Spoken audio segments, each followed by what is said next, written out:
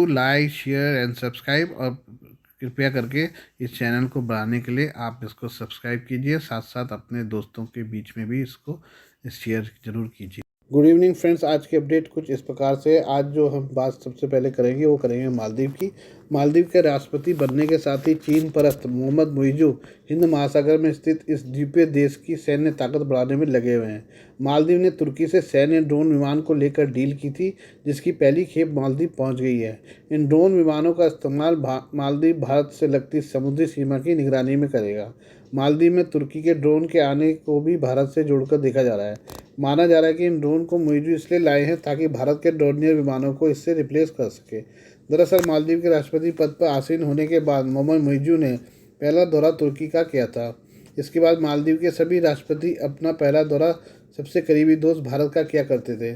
तुर्की जाने का परिणाम बाद में 3.7 करोड़ अमेरिकी डॉलर की ड्रोन डील के रूप में आया है, जिसकी पहली खेप बीती 3 मार्च को मालदीव में पहुंची है। हालांकि इन ड्रोन की संख्या कितनी है अभी स्पष्ट नहीं है। तुर्की से आए इन सैन्य उपकरणों को नूनू माफारू इंटरनेशनल एयरपोर्ट पर रखा गया है। अगले सप्ताह इनका संचालन शुरू करने की उम्मीद की जा रही है। तुर्की से ड्रोन विमान ऐसे समय में मालदीव पहुंचे हैं जब मालदीव की सरकार ने वहां मौजूद भारतीय सैनिकों की वापसी के लिए डेडलाइन दे दी है। ये सैन्य अधिकारी मालदीव की सेना को प्रशिक्षण देने के अलावा भारत की तरफ से मालदीव राष्ट्रीय रक्षा बल MNDF को उपहार में दिए गए ध्रुव एडवांस लाइट हेलीकॉप्टर और डॉर्नियर विमानों के संचालन और रखरखाव के लिए वहां मौजूद थे। इन हेलीकॉप्टरों का उपयोग द्वीप समूह राष्ट्र के विभिन्न द्वीपों से मरीजों को माले के अस्पतालों तक पहुंचाने के लिए किया गया था, जिससे अब तक 500 से अधिक लोगों की जान बचाई जा चुकी है। वहीं डॉर्नियर ने मालदीव की सेना द्वारा संदिग्ध जहाज़ों, बंदूक और नशीले पदार्थों की तस्करी के खिलाफ कई उड़ानें भरी हैं। लेकिन मुइज़ू को भारत के ये उबार खटक रहे हैं और इन्हें तुर्की के ड्रोन से रिप्लेस करने की योजना है। आइए हम पाकिस्तान के नए राष्ट्रपति आसिफ अली जरदारी के बारे में बात करें। आसिफ अली जरदारी पाकिस्तान के 14वें राष्ट्रपति चुने गए हैं। वे पाकिस्तान पीपल्स पार्टी के सह अध्यक्ष भी हैं। पाकिस्तानी मीडिया ने बताया कि उन्हें 255 वोट मिले, जबकि उनके प्रतिद्वंदी अचकजई को 119 वोट मिले। दूसरी बार राष्ट्रपति चुने गए जरदारी का पहला कार्यकाल 2008 से 2013 तक का था। 2 बार राष्ट्रपति बनने वाले जरदारी देश के पहले व्यक्ति हैं।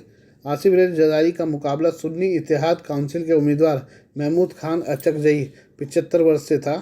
जरदारी निवर्तमान डॉक्टर आरिफ अलवी का स्थान लेंगे, जिनका 5 साल का कार्यकाल पिछले साल समाप्त हो गया था।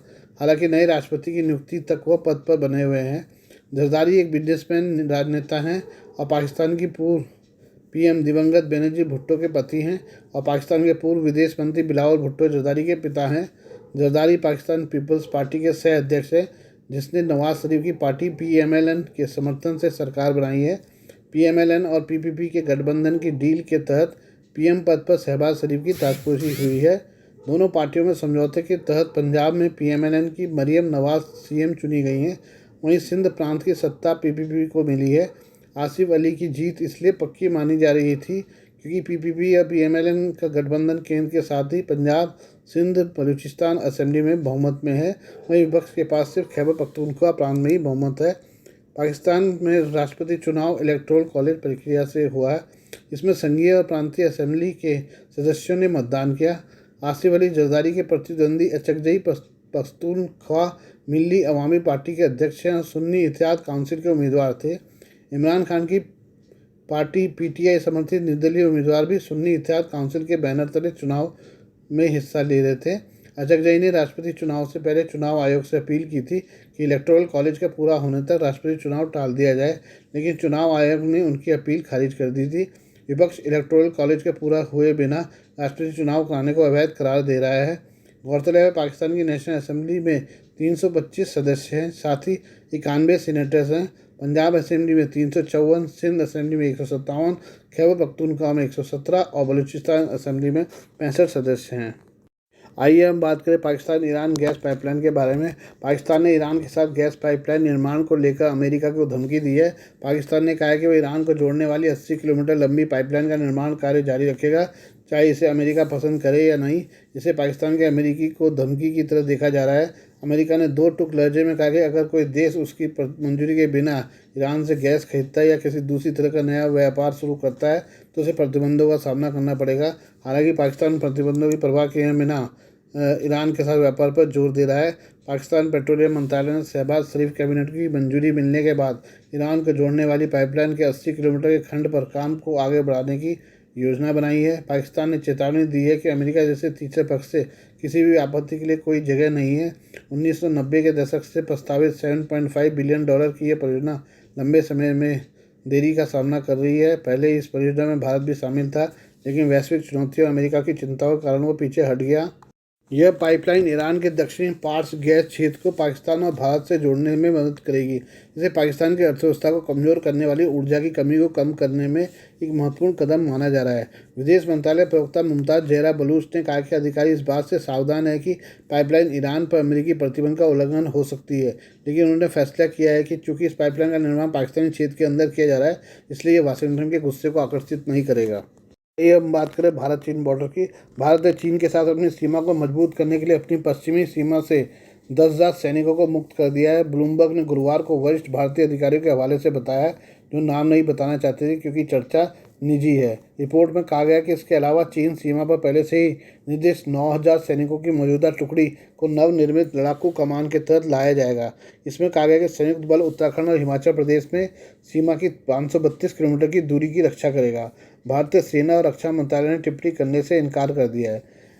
रक्षा मंत्री राजनाथ सिंह ने टीवी चैनल द्वारा आयोजित कार्यक्रम में कहा, हम सैनिकों का मनोबल ऊंचा रखने की दिशा में लगातार काम कर रहे हैं। वे बुरी नज़र डालने वाले किसी भी व्यक्ति को मुंहतोड़ जवाब देने के लिए सुसज्जित, सक्षम और तैयार हैं। जापान में विदेश मंत्री एस जयशंकर ने गुरुवार को कहा कि चीन ने भारत के साथ लंबे समय से चले आ रहे लिखित समझौतों का पालन नहीं किया है। उन्होंने कहा, आदर्श रूप से हम यह मानेंगे कि हर कोई कहेगा ठीक है, चीज़ें बदल रही हैं, लेकिन आइए हम इसे जितना संभव हो उतना स्थिर रखें। दुर्भाग्य से हमने चीन के मामले में अपने अनुभव के पिछले दशक में ऐसा नहीं देखा है। उदाहरण के लिए 1975 और 2020 के बीच, जो वास्तव में 45 साल सीमा पर कोई रक्तपात नहीं हुआ था, और 2020 में ये सब बदल गया। हम कई चीज़ों पर असहमत हो सकते हैं, लेकिन जब कोई देश वास्तव में किसी पड़ोसी के साथ लिखित समझौतों का पालन नहीं करता है, तो मुझे लगता है कि आपने ऐसा किया है, क्योंकि तब रिश्ते की स्थिरता पर सवालिया निशान खड़ा हो जाता है। और ईमानदारी से कहूँ तो इरादों के बारे में भी एक तरह से विश्वास उड़ जाता है। आज के लिए बस इतना ही। बाकी मिलते हैं कल आपसे नई खबरों के साथ। धन्यवाद।